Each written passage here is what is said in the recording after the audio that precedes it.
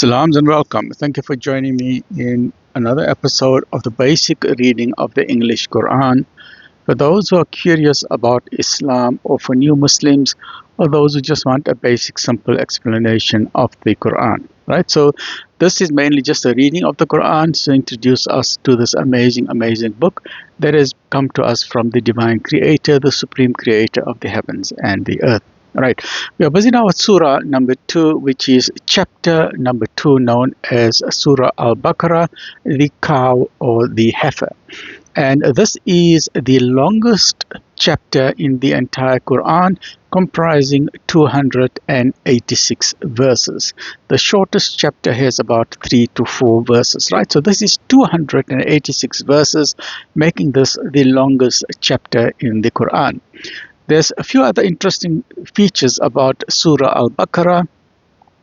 First, we know that it is the longest chapter in the Quran. Secondly, the longest verse in the Quran also occurs in Surah Al-Baqarah, and that's verse number 282, which has got to do with financial transactions, right? That has got to be written down.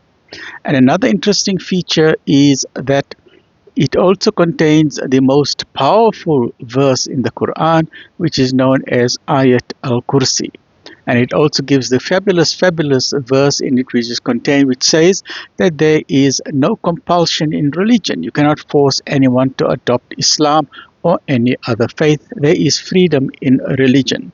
And another interesting feature about Surah Al-Baqarah is that it tells us why we are on earth.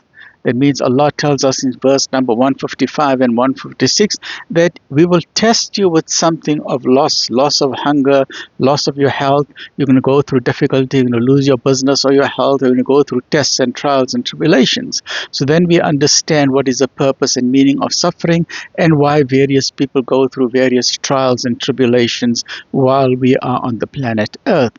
And finally, Surah Al-Baqarah is an answer to the question we have asked in the first verse. Remember the first verse, Surah Al-Fatiha, verse number 6, we are saying, Ihdina as-sirat al-mustaqim. We are asking the Creator Supreme. We are not asking anybody else. We cannot ask a human being what is the straight path, because human beings will tell us thousands of different answers. So we cannot ask that question, what is the straight path? We can only ask the Creator of the heavens and the earth and the Creator of us as human beings as to what is this straight path. And as we mentioned in the previous episode, I gave a very brief overview of what is the straight path. That means we have come from our Creator. Inna lillahi wa inna ilayhi raji'un. We have come from our Creator and we're going to return to Him. The universe originated with a big bang, where the explosion, everything came into existence. There are trillions of galaxies, trillions of stars within each galaxies, within planets and solar systems and moons and satellites and comets and meteors. And then our wonderful planet Earth, which is in one of the spiral arms of the Milky Way galaxy. And then God most merciful created the elephant and the whale and the dolphins and all the creatures on the planet Earth, including from the huge gargantuan galaxies, magnificently huge galaxies, right up to the smallest atom or subatomic particles. Even the laws of gravity and physics and mathematics, all of these have been created by the same one supreme creator. There aren't two creators, there aren't two gods, there's only one God. And God cannot be divided. This is known as the unity of God. You cannot divide God to say there are two gods or three gods. Islam says very clearly there is no such thing as Trinity. God does not have children. God does not have a son or a daughter. He does not have a mother and a father. And we need to be absolutely very clear of our understanding of who the Supreme Creator is.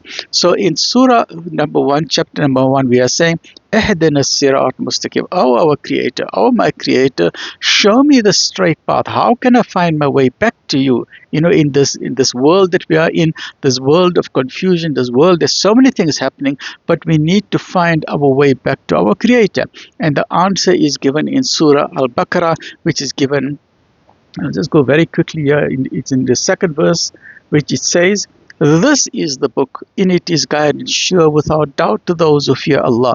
So the Surah Al-Baqarah is giving us an answer as to the question that we had in chapter number 1, which was show us the straight path. So basically the Quran is the straight path, and the Prophet Muhammad, peace be upon him, is showing us how to travel on the straight path to find our way back to the Creator. So join me in the next episode as we are continuing with Surah Al-Baqarah, which is chapter number 2 of the Holy Quran. Stay well, look after yourself. Alhamdulillah Rabbil Alameen.